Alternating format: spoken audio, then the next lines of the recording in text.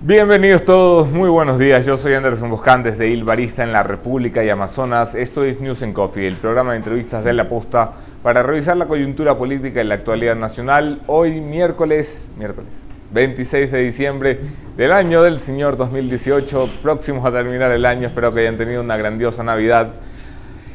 Arrancamos gracias al auspicio de Hyundai, que acompaña este programa a hacer periodismo independiente desde el principio, y por supuesto El Barista, donde nos sirven esta mañana un white mocha para mí, ¿sí o no, Carlos? Así es. ¿Con caturra o...? Caturra. Café caturra. Yo ya parezco barista aquí. Revisamos los hechos en caliente. Ha sido un fin de semana feriado, pero algo se ha movido, ya les cuento.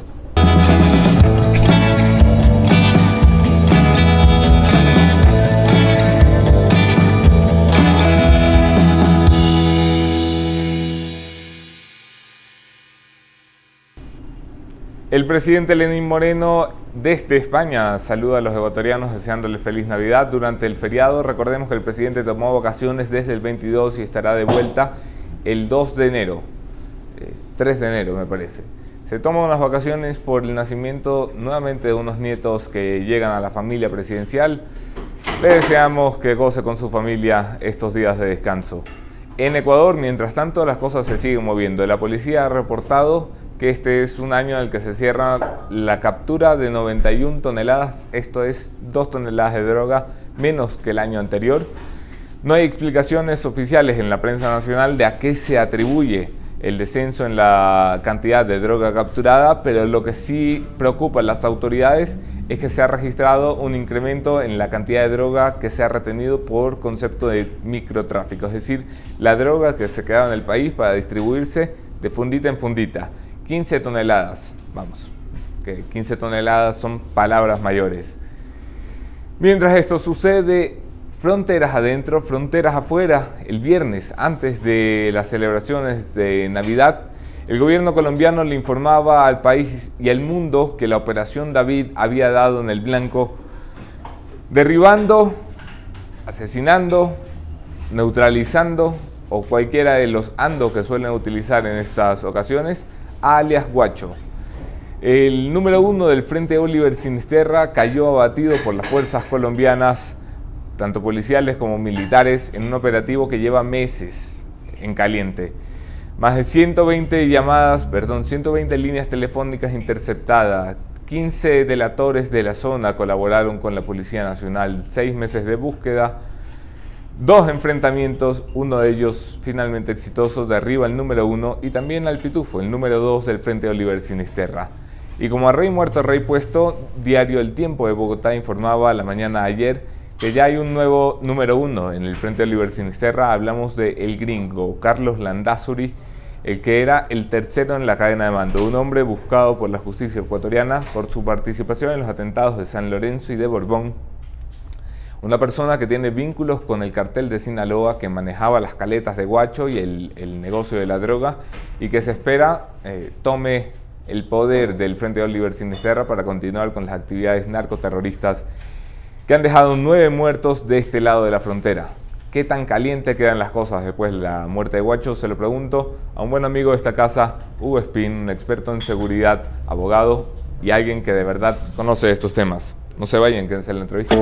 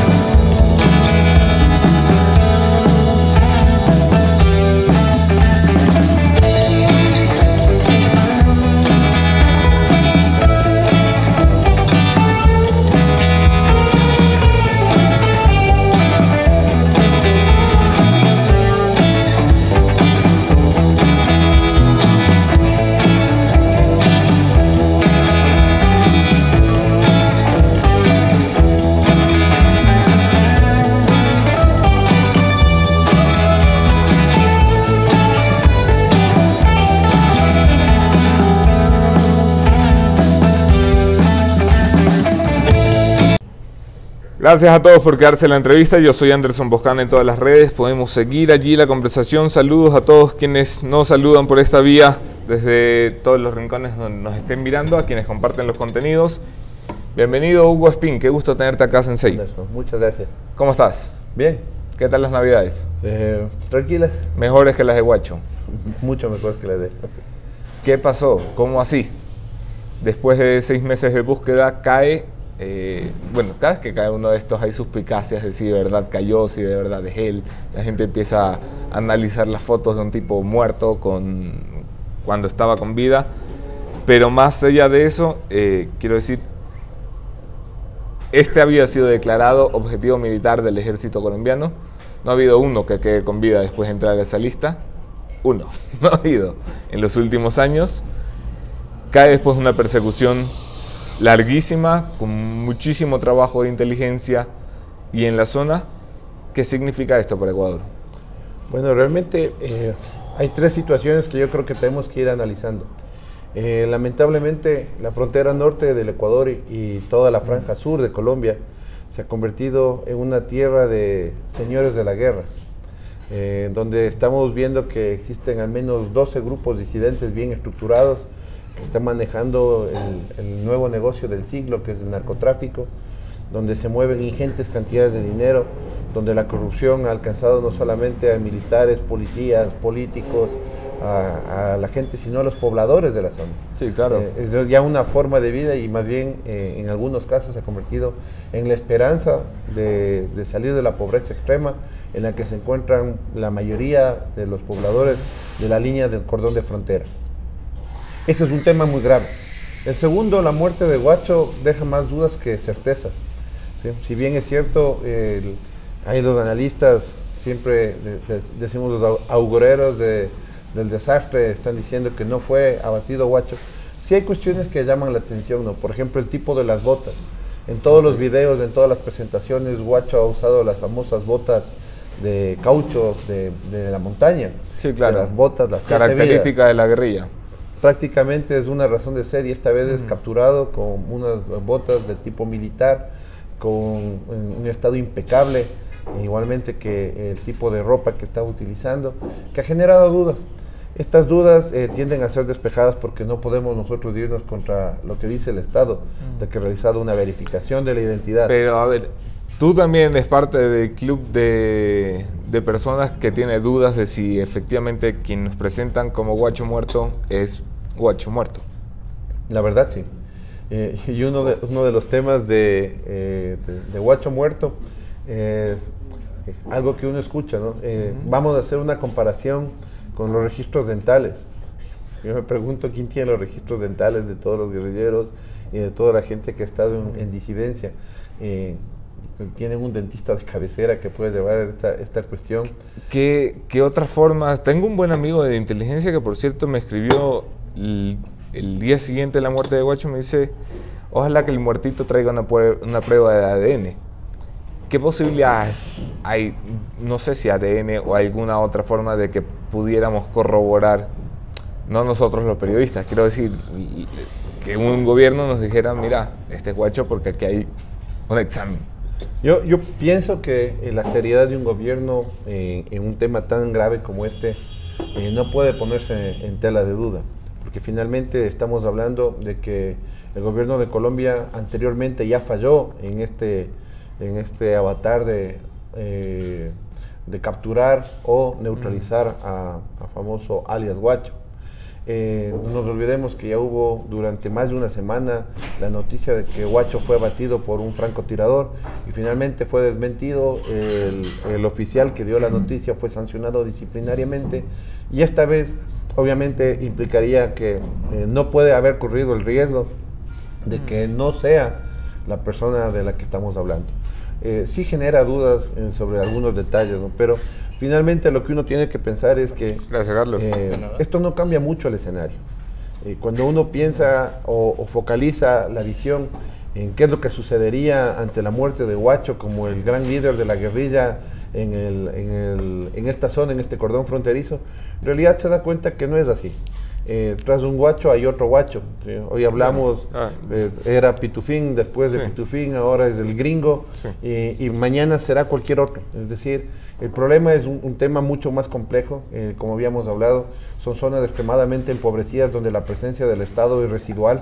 Lo que conoce este momento los pobladores de la frontera es la presencia de militares y policías que están ejerciendo control y que han disminuido su forma de vida y sus ingresos, y que lamentablemente en muchos de los casos no eran tan lícitos como deberían serlo. Pero no tenemos universidades de frontera, no tenemos desarrollo industrial. Son zonas donde no está el Estado, hombre. Así es. La muerte de Guacho ya ha sido rey muerto, rey puesto, como lo decía en la introducción. Ya se habla del gringo como cabeza del Frente Oliver Sinisterra. Yo siempre me quejé de la personalización del Frente Oliver Sinisterra en la figura de Guacho, como esta gran persona a la que teníamos que combatir, el Estado contra Guacho, cuando en realidad lo que hablamos era de un grupo de irregulares, no de uno, de varios grupos irregulares con presencia en nuestra frontera dedicadas al narcotráfico. Vamos a eso. ¿Qué tanto inciden estos en el negocio del narcotráfico? ¿Qué tan capaces son estas bandas que tenemos en la frontera? ¿Son bandas de cuántas personas? ¿Son bandas muy bien armadas, muy bien entrenadas? ¿Qué son? Refirámonos a datos oficiales. Después de la firma de la paz con los grupos guerrilleros colombianos, terroristas como los calificó Álvaro Uribe, quedan alrededor de 1.200 disidentes de estos grupos que no se alinean al proceso de paz. De estos 1.200, decíamos, se ha identificado al menos 12 estructuras que están funcionando específicamente para hacer el carrying de la droga entre los sitios de producción en Colombia y los de transporte en el Ecuador. Entonces, lo que nosotros habíamos hablado de este grupo disidente de Oliver Sinisterra, básicamente lo que hacía era transportar la droga, acopiar y transportar la droga desde Colombia hacia el Ecuador, comprada por los carteles mexicanos de la droga. Y aquí nosotros hablamos igualmente de que existen... O sea, estos eran más que productores o exportadores, estos eran custodios de la droga, que tenía que pasar de Colombia hacia el Ecuador. Custodio. Ok. ¿Sí? Y les llevaban hasta los puertos de embarque que finalmente llevaban a sus destinos finales, que está en el triángulo de Centroamérica, que es el paso previo para entrar a México, y finalmente a su lugar de destino, que estaba focalizado principalmente en el mercado norteamericano. También parte de esta droga apuntaba para el mercado europeo. ¿Qué es lo que nosotros hemos visto? Hemos visto picos de capturas de drogas en el Ecuador que han ido desde un promedio de 70 toneladas por año antes del 2016 al pico más alto del 2016, cuando estaba el ministro José Serrano al frente, que fue condecorado por la DEA con un récord de 110.4 toneladas de droga, a un descenso de no menos despreciables 92 toneladas para este año. Pero tenemos que pensar ¿qué significa capturar 92 toneladas? Se decía antes que más o menos la captura era del 10%. Entre un 10 a un 15% de lo que realmente circulaba. Si hablamos... Pero, vamos a ver, 1.000 toneladas no salen por el Ecuador. O sea que ese cálculo de que esto era el 10%, pues, tampoco no. No, y justamente a eso iba. Si nosotros pensaríamos que el Ecuador es un país que se embarcan 1.000 toneladas de droga al año, estaríamos peor que Tijuana, y esa no es la realidad ecuatoriana. Pero sí lo que nos preocupa es que si se han capturado 90 toneladas, al menos el triple de esto puede haber salido del país, es decir, estarían circulando por el país alrededor de 250 a 300 toneladas de droga, ¿sí? Lo que también decíamos es un número no nada despreciable. Y lo más grave de esto, ¿qué es lo que está sucediendo dentro del país?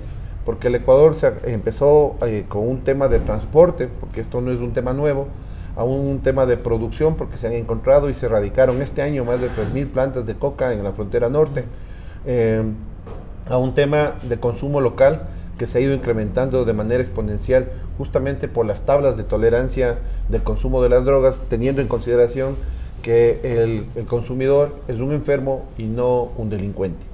Pero hoy tenemos un grave error en la ley, que yo siempre lo he apuntalado, es de dónde sale la droga que entra al consumo local. Porque no tenemos nosotros un ciclo como Canadá o Estados Unidos, donde se controla la producción, la distribución y el destinatario de las drogas legales, entre comillas, que se dan en el país. Aquí nosotros tenemos una tolerancia por consumo, pero no decimos de dónde viene esa droga que llega al consumo local. ¿Y qué es lo que genera en esto? Ha generado las micromafias de distribución de droga y grandes peleas por espacios para la venta de esta droga. En Estados Unidos, uno de los factores más altos de incidencia de violencia, con muertes violentas, con armas de fuego, es precisamente en una de las ciudades que son íconos de Estados Unidos, ¿no? Que es Washington DC, donde la guerra por el crack llevó más muertes en Estados Unidos que en Texas, donde es el país, el estado de mayor tolerancia al porte de armas, ¿no? Y en el un lado, las armas totalmente prohibidas, tenía mayor número de muertos por armas de fuego que en el estado de mayor tolerancia. Entonces eso nos hace preguntarnos qué es lo que realmente estaba sucediendo, cuál es el verdadero eje del flagelo de las drogas. Y uno de los temas que también tenemos que analizar es cuál ha sido la incidencia del consumo de drogas por debajo de los 18 años y por encima de los 9 años dentro del Ecuador en los últimos 5 años. Estas estadísticas nos van a dar una pauta de qué es lo que va a suceder en el país en los próximos 10. Entonces, son cuestiones que tenemos que ir analizando ya como país, como Estado, no como gobierno, sino en una visión de corto, mediano y largo plazo. El tema de solamente un combate policial de las drogas ya no es suficiente. El tema de las capturas es una situación necesaria, pero insuficiente frente a la problemática global que esto implica. El Ecuador es un país que está en el centro de dos grandes productores, de Ecuador, Colombia y Perú, de dos grandes entes de movilización de dólares, pero el único país dolarizado de la región es el Ecuador. Son todos estos factores de riesgo los que deberíamos analizar de una manera holística, no centrarnos simplemente en un guacho, en un gringo o quien quiera que cumpla esas funciones a lo largo de la frontera. Finalmente son grupos de 100, 120 personas que alrededor suyo tienen al menos 10 veces más de esa cantidad de personas que son sus colaboradores. Son los que se benefician de la gente dinero, que indirectamente vive del mismo negocio que ellos. Es. O sea, nosotros tenemos que entender que colaborador no es solamente el que les entrega las armas o las municiones que pueden salir de algún cuartel militar. El tendero de mataje que le dice por aquí anda fulano de tal. O el que le entrega las botas, el que le vende los ponchos de aguas, el que les da las medicinas, o las pequeñas ferreterías que tienen mayor distribución que Kiwi en temporada alta, ¿no? En muchos de los insumos que se utilizan para precisamente preparar, estructurar y manejar los laboratorios. ¿Esto cómo se enfrenta? Más allá del problema integral del narcotráfico que ya los he expuesto bien, que me gustaría volviendo a la frontera. Tenemos 12 grupos allí. El Frente Oliver Sinisterra, para comenzar, es el más grande de estos 12 grupos. Y segundo, ¿cómo se enfrentan grupos que no están en nuestro territorio, que cruzan y vienen, que operan con complicidad de las poblaciones de las zonas fronterizas que han sido abandonadas por el Estado? ¿Cómo se enfrenta a un enemigo como ese? A ver, ¿cuál es la primera herramienta del narcotráfico? Nosotros siempre que pensamos en narcotráfico visualizamos armas que están al nivel de las fuerzas especiales de los Estados Unidos, ¿no? Las armas que usaba el Frente Oliver Sinisterra realmente eran dignas de admiración. El equipamiento con el que se movilizaban realmente implicaba una logística muy interesante de analizar. Pero esa no es la fortaleza del narcotráfico, ni siquiera es el miedo, porque uno pensaría que es el amedrentamiento de plata o plomo con el que ha funcionado México, el que ha llevado al posicionamiento del narcotráfico. En realidad no es ese. En realidad el mayor poder que tiene el narcotráfico es los grandes capitales y sumas de dinero que maneja. Y esto implica que para poder tener un eje eficiente de control sobre lo que es los efectos del narcotráfico, debe haber presencia de Estado para tener control sobre el movimiento económico, especialmente en zonas de frontera. ¿Cómo no pensar que la población se va a dedicar a actividades ilegales cuando tenemos una frontera permeable que no ofrece alternativas a quienes viven en la línea de frontera? Quitémonos de la mente San Lorenzo, pensemos en sitios como Puerto Nuevo o Puerto El Carmen, que están en el sector de Sucumbíos, o La Bonita. ¿Cuáles son las alternativas que tienen ahí los pobladores? La guerrilla genera una serie de negocios, el contrabando genera otra serie de negocios. y el Estado qué tipo de negocios genera. ¿Quién invierte en una zona de frontera donde el riesgo de seguridad es muy alto, la productividad es muy baja y el tema agrícola extremadamente complejo? Cuando un recolector de coca gana $40 diarios desde del lado de Tumaco, y el mismo operador agrícola desde el lado nuestro está ganando $8 el día. Entonces, claro, esas diferencias son las que el Estado simple tiene que analizar. ¿Y cómo enfrentar esto? Es bastante complejo. Pero lo primero que tiene que haber es una decisión no de militarizar la zona, sino de darle alternativas de productividad a la zona. Un poblador que no tiene una alternativa diferente que el ver como su ídolo a una persona que salió de una isla como Limones, sumida en la pobreza, que de pronto maneja millones de dólares y que tiene todos los juguetes que puede tener y el poder que puede tener, ¿sí? Es una motivación extremadamente alta para quien no tiene nada. Tal vez nosotros desde una óptica bastante urbana podemos criticar lo que sucede en la frontera, pero vivir ahí, el conocer la realidad, es una situación totalmente diferente. Y esto obliga a que las acciones del Estado sean diferentes que la simple represión, e ir mucho más allá en dar alternativas a en donde realmente no ha llegado una alternativa. ¿Cuáles son las limitaciones de la vía militar? Quiero decir, si mandamos un contingente importante de representaciones de nuestras Fuerzas Armadas a la frontera, ¿qué tanto somos capaces de enfrentar el problema? A ver, lo que se puede controlar militar o policialmente es básicamente la movilización y el uso de las armas en el sector. El tema de precursores químicos y el tema de la movilización de la droga, que mataría el negocio en el área. Pero ¿qué es lo que ha sucedido históricamente en los últimos 10 años? El gobierno ecuatoriano en su momento puso inclusive muelles de la Marina que terminaron incendiándose, pero pusieron un muelle para ejercer un control eficiente sobre las aguas que colindan entre Ecuador y Colombia. ¿Para qué? Para controlar uno de los elementos necesarios para la producción del clorhidrato, que es los precursores químicos. Tanto las gasolinas blancas, éter, como cales y otros elementos, bicarbonato de sodio y demás, que se utilizan dentro del proceso de producción del clorhidrato de cocaína. Pero ¿qué es lo que sucedió con esto? Finalmente el negocio es tan bueno que termina o contaminándose a las personas que están en el control. El control no puede mantenerse a un nivel tan elevado porque los costos son inmanejables para un Estado. Y eso hace que tengamos picos, ¿no? O sea, superado el primer pico de los impactos iniciales, se reduce y todo vuelve a la normalidad en una frontera totalmente porosa, que 8.000 miembros de las Fuerzas Armadas más poderosas de Latinoamérica en este momento, de las más fuertes, que es Colombia, que ha tenido más de 13.000 millones de dólares de apoyos, ¿sí? Que tiene la fuerza de helicópteros más moderna fuera de los Estados Unidos, en este lado de América, con la flota de Black Hawks y todos los equipos aéreos con los que se helitransporta los equipos colombianos. Con esos 8.000 hombres a tiempo completo, la Fuerza Hércules, no han sido suficientes para controlar su frontera sur. Pensar que nosotros con la fuerza de tareas que estamos movilizando hacia el norte y la presencia esporádica en el sector vamos a controlar militarmente el tema, yo creo que es un grave error. Pero sí se necesita una presencia fuerte, firme y sobre todo no contaminada que ayude a mantener un grado de seguridad en el sector.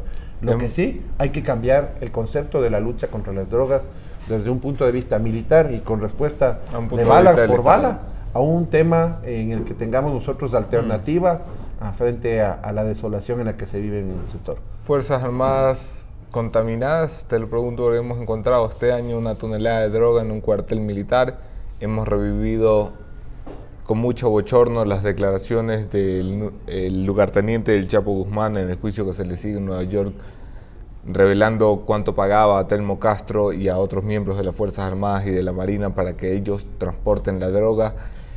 Ha sido un año en el que hemos descubierto a personas dentro de las Fuerzas Armadas proveyendo de armas a los mismos que nos metían bombazos en el territorio nacional. Ha sido un año duro para la institucionalidad de las Fuerzas Armadas. ¿Qué tan contaminadas o capaces de depurarse las ves? A ver, contaminadas yo no veo a las Fuerzas Armadas. Yo veo que hay contaminación sí, pero no como una fuerza contaminada, que es muy diferente. ¿Sí? Fuerzas contaminadas son cuando ya es un tema institucionalizado, donde las políticas internas que salen por debajo de la mesa son fomentar el narcotráfico, facilitar las medidas. Aquí lo que hemos visto es contaminación, es decir, existen miembros de las Fuerzas Armadas que, como decía, sucumben ante los grandes capitales del narcotráfico, pero que en su momento, y en el caso específico del famoso capitán que tiene hasta un corrido mexicano bastante descriptivo, ¿sí? Justamente nos dice dos cosas. Una, que fue dado de baja, que es hasta donde puede llegar dentro de la institución, fue dado de baja de las Fuerzas Armadas, pero el proceso inmediato posterior de eso fue que poco tiempo después la policía lo detenía.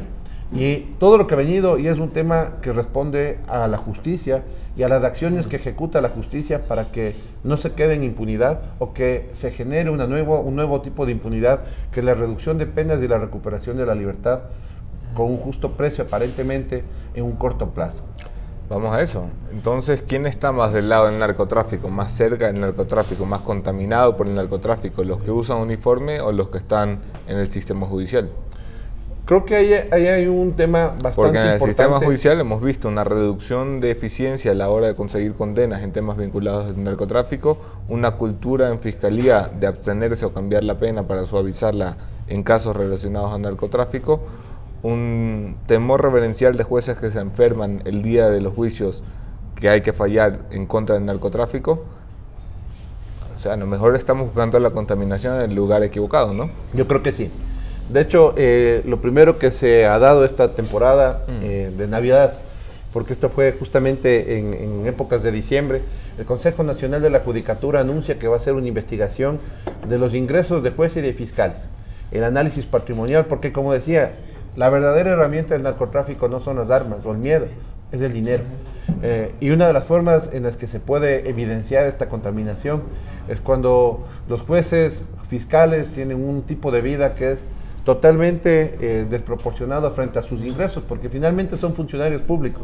Y como funcionario público yo sí puedo hacer una curva de crecimiento de ingresos que no sucede con los particulares, que eventualmente podrían tener ingresos esporádicos mayores, menores, que se van ajustando, sino que en el caso del funcionario público, especialmente los de carrera, tengo una curva bastante bien definida. ¿Qué es lo que sucede ahora cuando el Consejo de la Judicatura inicia este proceso? Primero, voces de protesta, que se está queriendo ver a la justicia como un ente contaminado y que eso está muy mal. Yo digo lo contrario. Nuestra justicia ha sido contaminada de diferentes formas. Ha sido contaminada porque ejecutaba órdenes superiores que se escuchó en más de una ocasión, que hoy motivan a que el mismo Consejo de la Judicatura establezca un listado de juicios que han tenido una carga política, como el famoso caso 30S, el caso Paces y otros casos que han sido expuestos, exactamente en los que tenían una carga política, en que jueces y fiscales no fallaron en derecho, fallaron en orden. Y eso es algo muy, muy preocupante para un sistema de justicia. El segundo elemento que creo que tenemos, que ha sido expuesto igualmente, es la contaminación que sí existe y es real por la corrupción.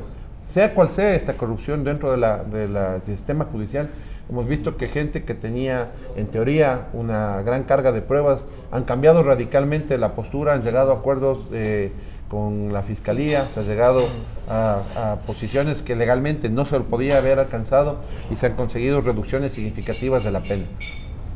Y esto tiene que ser igualmente analizado. Tal vez no es el Consejo de la Judicatura el ente que sea el que pueda llevar adelante estas investigaciones, pero sí es necesario considerar que el mayor problema en este momento es corrupción dentro del sistema judicial, que no podemos decir igualmente que es un tema sistémico, porque sería dejar de creer en el sistema, y eso es algo en lo que yo me opongo siempre, porque si tenemos un país que tiene una cultura democrática... Si estamos buscando institucionalizarlo, no derribemos la institución, derribemos a los malhechores que roban desde las instituciones. Así es. Entonces, por eso yo digo que tenemos problemas de penetración del narcotráfico en Policía y Fuerzas Armadas. La obligación es de una autodepuración más estricta, más esforzada, ¿sí? Una mejor correlación en quitarse el color del uniforme y ponerse el color de la bandera del país, y asumir que Fuerzas Armadas y Policía están del mismo lado y que tienen que... Hombre, tendrían que asumirlo primero en el gabinete la señora María Paula Romo y el señor general Osvaldo Jarrín, ¿no? Que muy dentro del mismo equipo no se los ve. los que andamos merodeando por Carondelet. No te voy a comprometer con un comentario sobre eso, Hugo. Hablábamos de un problema que va más allá de la frontera, que va más allá de estos 12 grupos irregulares, y traías a la mesa un problema que estuvo en boca de todo el mundo en campaña electoral y en boca de nadie una vez que pasó la campaña. Hablo del microtráfico, en el que todos los políticos de este país prometían jugarse el pellejo, ponerse de acuerdo, sentarse en la misma mesa, en la que el presidente de la República hizo un llamado al diálogo. Sentó a Cynthia Viteri, sentó a Dalo Bucaram, prometió un llamado al diálogo con Guillermo Lasso y prometieron buscar una solución conjunta desde la política, como una política de Estado, a un problema que afecta a niños de 9 años en adelante. Cero. Casi 2 años de gobierno, en este país nadie nos ha dicho, más allá de la bendita tabla de drogas que todo el mundo cree que es la solución a todos los problemas, qué vamos a hacer con un problema como este. Y nunca me había preguntado, como lo traías a la mesa también, ¿de dónde viene la droga que consumen nuestros niños? Esto se produce aquí, esto pasa de los grandes productores que tenemos de vecinos, esto viene de Rusia como se lee por allí. ¿De dónde viene esto? Bueno, ahora tenemos nosotros en el Ecuador identificadas 13 carteles internacionales, que tenemos México, con los carteles que están en boga mundial por el grado de violencia y la actividad con la que se mueven, como Sinaloa, Jalisco, Nueva Generación, los carteles del Golfo, están aquí presentes. Igualmente se ha identificado que están carteles rusos, italianos, colombianos, peruanos, e inclusive chinos. Entonces, ¿qué es lo que realmente uno tiene que hacer el análisis en un macro? Realmente, ¿qué es lo que está pasando en el Ecuador? Las famosas tablas de la droga, ¿qué facilitaron? ¿De dónde viene esta droga? Nosotros tenemos distintos tipos de droga, ¿no? Pero lamentablemente hoy vemos que nuestros niños, nuestros adolescentes, no consumen solo marihuana o base, sino que estamos apareciendo... La basura de la basura de la basura. Y está apareciendo las drogas como Cocodril, que son drogas sintéticas, tipo las famosas anfetaminas y drogas que se hacen en laboratorios donde se cocina la droga de una manera diferente de lo que era el proceso tradicional, entre comillas, artesanal de la producción de drogas que son más blandas, que estaban tradicionalmente vinculadas al consumo local. Hoy vemos otro tipo de drogas, inclusive drogas sintéticas que vienen de afuera y que el mercado va creciendo.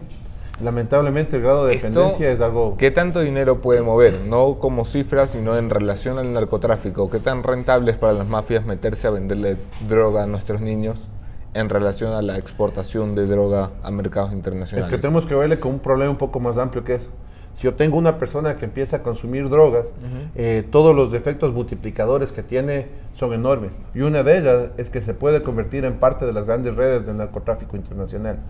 No nos olvidemos que los consumidores no dejan de ser también los que trafican, los que organizan y los que reestructuran nuevas mafias que están subordinadas a estructuras mucho más grandes. Uno de los problemas que tenemos en esto, por ejemplo, cuando hablamos de una mafia internacional, es que justamente busca generar redes de microdistribución, generando sectorizaciones y dejar que ellos sean los que peleen por las grandes mafias. Pero es como una franquicia, al final del día todo queda en la parte superior. Entonces no podemos decir que simplemente es un tema de consumo local y que con eso está aislado.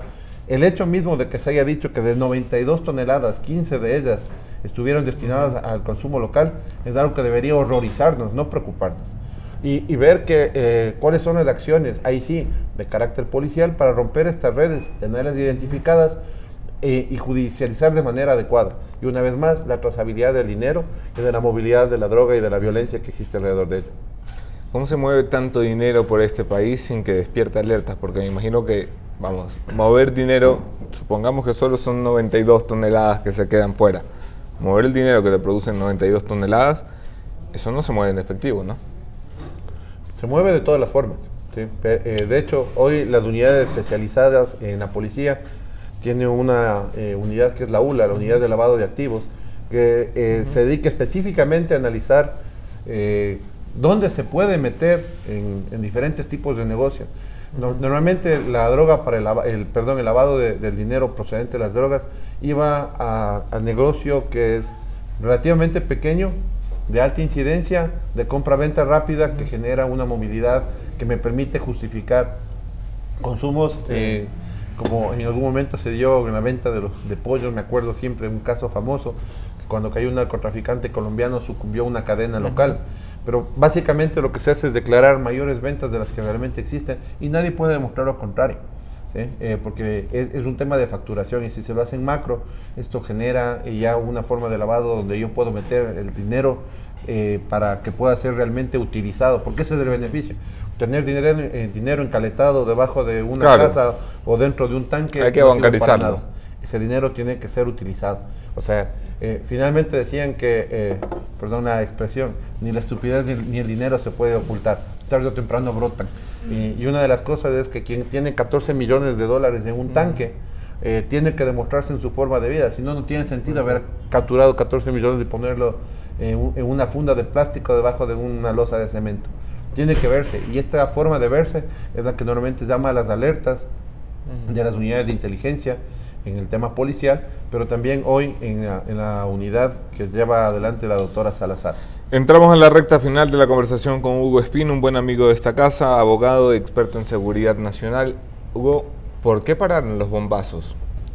¿Por qué paró la agresión de los grupos irregulares en la frontera, que le habían declarado la guerra al Estado ecuatoriano, que nos secuestraron 5 personas, que asesinaron a 9, que nos metieron 3 bombazos en 3 meses?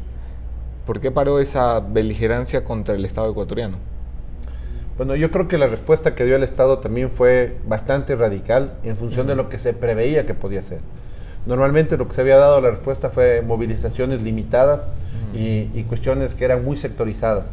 El accionar, especialmente el inicial, que se dio entre enero y abril del 2018, justamente implicó una movilización que no había tenido el país desde la guerra del CENEP.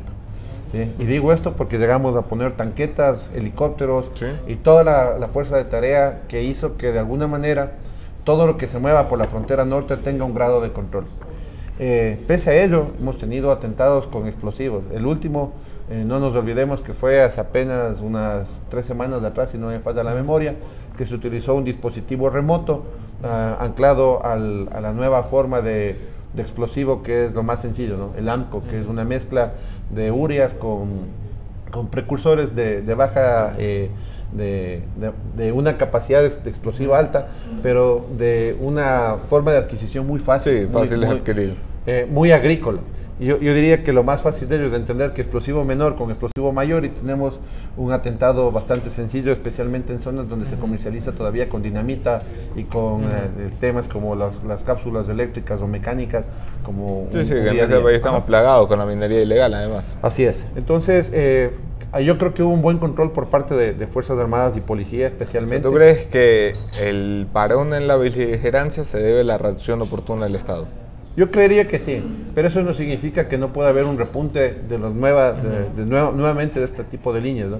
Y que eventualmente se cambien los objetivos, porque el objetivo militar puede que resulte bastante más complejo que un objetivo civil, que pueda cambiar de una modalidad de atentados tipo guerrilla a atentados tipo sicariato, donde los blancos son mucho más seleccionados, donde se van contra objetivos puntuales, tanto policiales, militares como civiles, ¿no?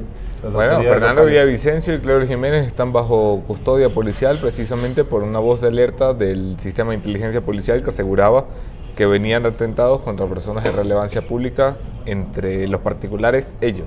Es así, por eso decía yo, cambia el tipo de conflicto. Entonces tenemos un conflicto rural totalmente a un conflicto de sicariato urbano, que hace sentir más, porque puede dar una voz de quienes no tienen una voz en la frontera, ¿no? Entonces, este tipo de amenazas tienen que ser debidamente evaluadas.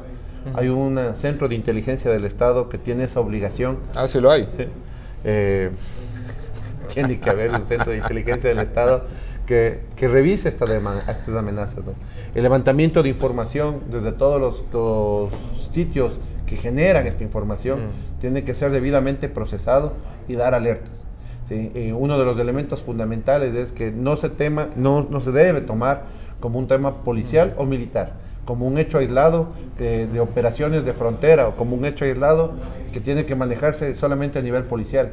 Como digo, es un problema sistémico que obliga a soluciones estructurales y estructuradas. Y para eso es un centro de inteligencia del Estado. Gracias, Hugo, por estar aquí, Anderson, por compartir con nosotros. Felices fiestas, por cierto, para ti y tu familia ahora que se viene el año nuevo. Gracias a ustedes por conectarse. Terminamos con mi conclusión de esta mañana, el punto final.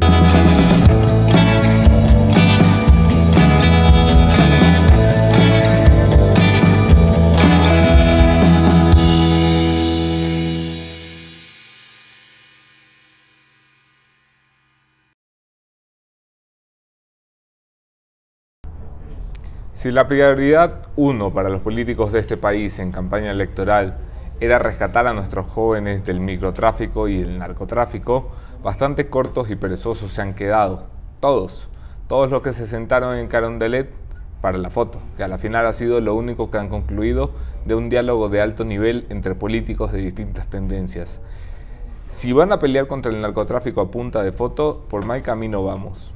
Me lamentaría mucho que esta sea la situación, que a medio camino de gobierno, el gobierno nacional sea incapaz de buscar un acuerdo real con las fuerzas políticas de este país, porque para esto lo que se necesita es voluntad y acuerdo, que no pueden ponerse de acuerdo en la economía, en la política, en las reformas institucionales, pues pónganse de acuerdo para salvar la vida a los muchachos que están cayendo en manos del microtráfico, no solamente porque el país lo merece, sino también porque empeñaron su palabra, todos los que estuvieron en la última contienda electoral empeñaron su palabra.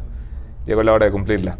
Nos veremos aquí mañana. Otro tema, otro entrevistado, mismo entrevistador. Soy Anderson Boscan desde Ilbarista, en la Amazonas y República.